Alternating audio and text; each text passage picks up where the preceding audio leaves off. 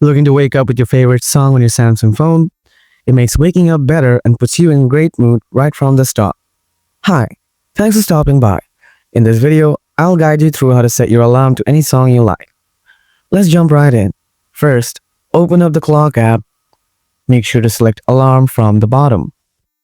After that, tap on your alarm. Now scroll down a little bit. Here, you'll find the alarm sound option. Tap on it.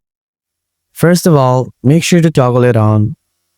Then tap on any option from here, like ringtone. If you want to add your favorite music, then tap on the plus icon from the top. Then select your song. Next, tap done from the top right corner.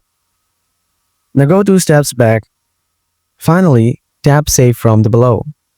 That's all for now. If this guide helped you, hit the like button, subscribe for more tips, and tell us how your time zone conversion went in the comments.